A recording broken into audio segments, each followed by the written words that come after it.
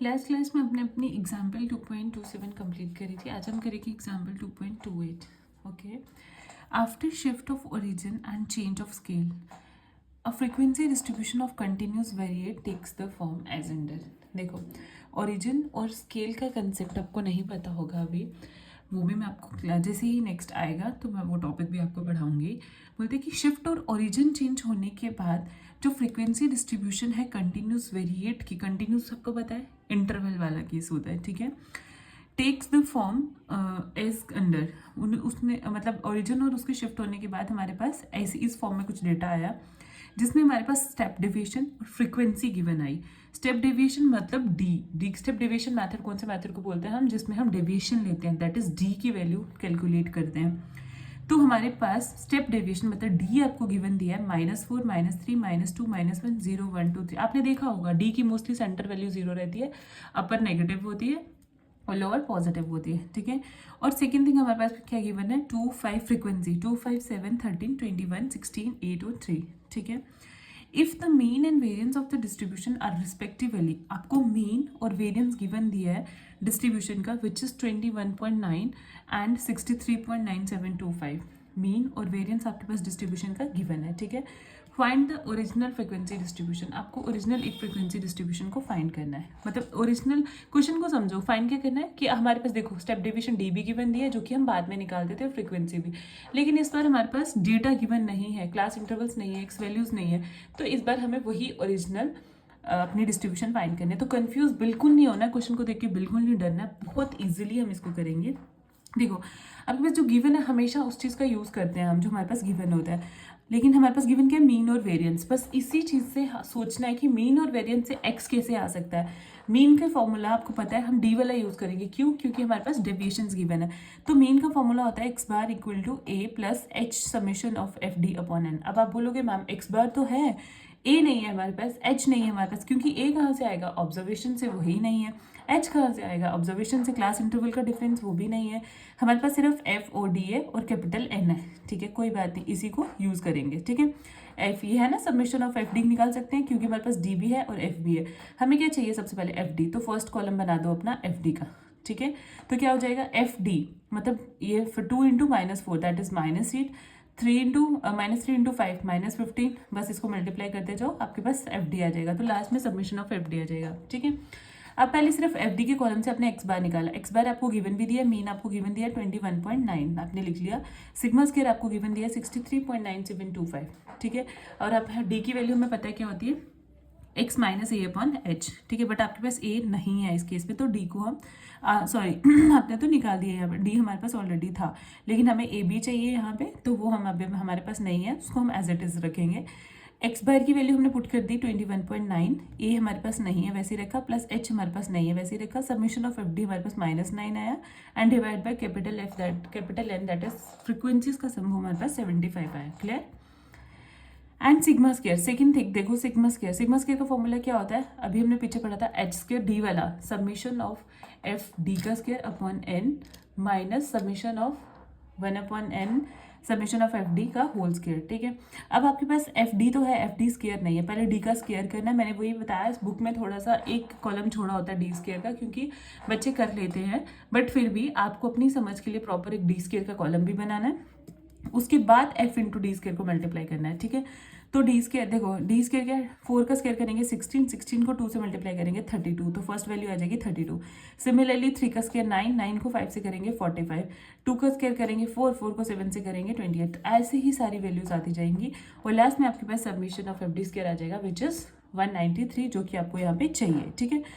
जो values given है वो पुट कर दो. सिग्मा स्क्वायर गिवन है, कर दी. एच स्क्वायर आपके पास नहीं है, आप वैसे ही रखोगे. Submission of F D square आपके पास 193 आ गया. कैपिटल एन की वैल्यू आपके पास 75 है, minus summation of F D ये रहा विच इज -9 अपॉन एन की वैल्यू आपके पास 75 है का स्क्वायर. आपके पास 2 इक्वेशंस आ गई. अब इन दोनों इक्वेशंस की हेल्प से हम किसकी वैल्यू निकालेंगे, एच की वैल्यू निकालेंगे, ठीक है.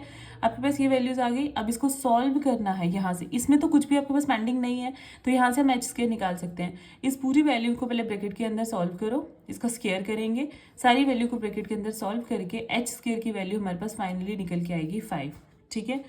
5 जब एच की सेकेंड इक्वेशन से निकल जाएगी, क्योंकि सिर्फ एच की एच का ही, बाकी सारी चीज़ें गिवन है, तो हमारे पास एच की वैल्यू 5 निकल के आ जाएगी। इसी अगर एच को हम यहाँ पे पुट करें तो फिर क्या निकल के आ जाएगा, ए, क्योंकि उसमें हमारे पास क्या चाहिए, सिर्फ एच और ए ही चाहिए था। एच जब निकल गया तो ए ऑटोमेटिकली निकल जाएगा। एच की वैल्यू यहाँ सब्सिट्यूट कर दी हमने अपनी 5, और वहाँ से हमारे पास ए की वैल्यू निकल के आ गई। क्लियर।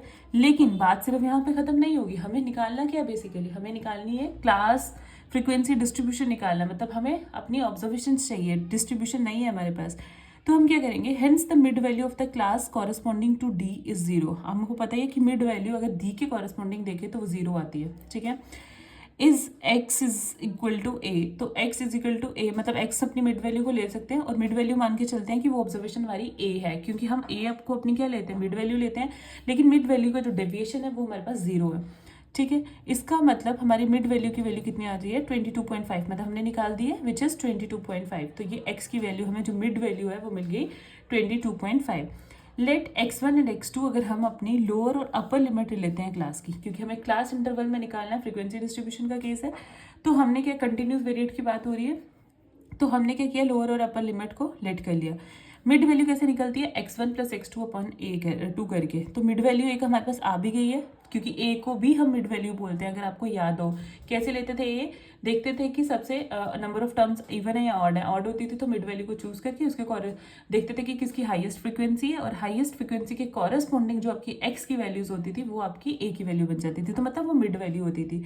तो मिड वैल्यू निकालने का फॉर्मूला होता है 1/n x1 प्लस x2। तो आपके पास ए की वैल्यू है भी 22.5, तो x1 प्लस x2 इस 2 की मल्टीप्लाई यहाँ कर देंगे, विच इज 45। आपके पास एक इक्वेशन निकल के आ जाएगी। लेकिन आपको सेकंड चीज क्या चाहिए, क्लास इंटरवल बनाने के लिए, क्लास इंटरवल बनाने के लिए मैग्नीट्यूड चाहिए क्लास का। तो कैसे निकलता है मैग्नीट्यूड, कैसे निकलता है, upper limit minus lower limit, that is x2 minus x1। तो x2 माइनस x1 करेंगे तो h की वैल्यू आपके पास कितनी आ जाएगी, 5। ठीक है। अब इन दोनों इक्वेशंस को सॉल्व करो और x1 और x2 निकल जाएगा। ये पॉजिटिव है और ये नेगेटिव है। ठीक है। दोनों को आपस में ऐड कर लो, यहाँ से x दोनों को ऐड कर लो, x1 खत्म हो जाएगा, तो x2 की वैल्यू आपके पास क्या निकल के आ जाएगी, हाँ ट्वाइस ऑफ आ जाएगा ना। या भी इनको सॉल्व कर लो, देखो ऐसे आपके पास क्या है, इक्वेशन है, एक है x1 plus x2 which is equal to 45, और दूसरी है x2 माइनस x1 ना, x2 minus x1 which is equal to 5। ठीक है। कर दो इनको सॉल्व, सब्ट्रैक्ट कर लो इनको, सॉरी ऐड कर लो इनको, x1 plus x2 minus x1 which is equal to 45 minus 5।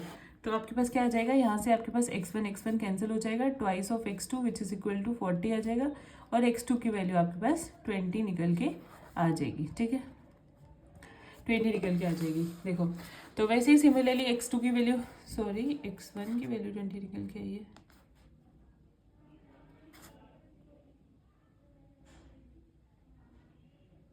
Okay sorry हम ऐड कर रहे हैं, मैंने यहाँ सब्ट्रैक्ट कर दिया, हम ऐड कर रहे हैं, यहाँ पे 50 आएगा। ठीक है, ऐड कर रहे हैं ना दोनों इक्वेशंस को, तो 50 आएगा तो 25 निकल के आ जाएगी। ठीक है, x2 की वैल्यू 25, x2 की वैल्यू किसी भी एक इक्वेशन में पुट कर दो, जैसे मैंने फर्स्ट वाले में कर दी, that is 25 which is equal to 45। तो x1 की वैल्यू आपके पास क्या निकल के आ जाएगी, 45 माइनस 25, और x1 की वैल्यू आपके पास निकल के आ जाएगी 20। ठीक है, is it clear.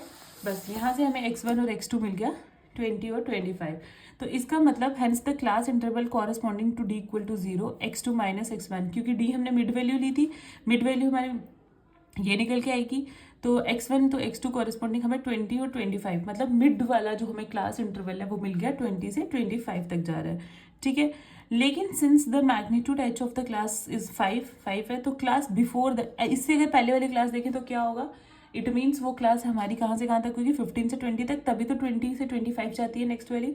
And the class after the 25 to 30, मतलब इसके बाद वाली क्या होगी, 25 to 30। तो ऐसी other classes can be obtain similarly, other classes भी हम ऐसे ही निकाल देंगे, क्योंकि हमें 3 मिल गई, मिड मिली तो मिड की हमें अपर वैल्यू भी मिल गई, प्रीसीडिंग भी मिल गई और सक्सीडिंग भी मिल गई। ठीक है, तो डी की वैल्यूज आपके पास गिवन थी ये।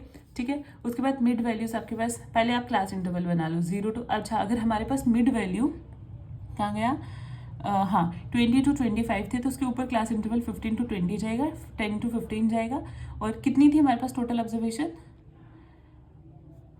3 4 5 6 7 8, तो आपको 8 ही क्लास इंटरवल बनाने हैं, ठीक है। तो 20 to 25 आपके पास मिड वाला आ जाएगा। देखो यहाँ पे 0 है ना, तो आपको पता चल जाएगा कि 20 to 25 आपका कौन से नंबर पे आया था। 20 to 25 आपका यहाँ पे ये आ जाएगा 5th नंबर पे।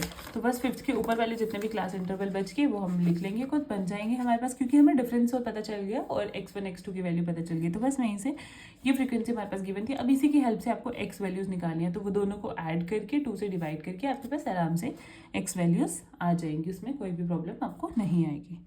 होपफुली आपको ये अच्छे से समझ आया हो। फिर भी अगर आपको कोई भी बेसिक डाउट भी आता है, किसी नोटेशन में भी आता है, तो कभी ये मत सोचना कि ये बहुत सिली क्वेश्चन है पूछने के लिए। आपको इस टाइम पे सीखना, आप कुछ भी पूछ सकते हो अपने कमेंट्स में, मैं आपको वो भी मतलब कोई भी से नहीं कुछ भी पूछ सकते हो। मतलब ये नहीं है कि कुछ भी अपना, ऐसा नहीं, आपको सिर्फ इस क्वेश्चन से रिलेटेड आपको कुछ भी डाउट आता है क्वेश्चन से रिलेटेड, टॉपिक से रिलेटेड, तो आपको वो मेरे को पूछना है। आपको ये नहीं सोचना है कि ये बहुत हो सकता है कि लाइक ये बहुत छोटा सा क्वेश्चन हो फिर भी मुझे समझ नहीं आ रहा, तो वो प्रेशर नहीं लेना है। जस्ट आपने जब सीखना है कुछ भी तो आपको पूछना है, उसमें आपको डरना नहीं है, ठीक है। होपफुली आपको समझ आया हो। नेक्स्ट क्लास में हम 2.9 एग्जाम्पल करेंगे, 2.30 करेंगे, एग्जाम्पल्स कंप्लीट करेंगे इसकी सारी, ठीक है।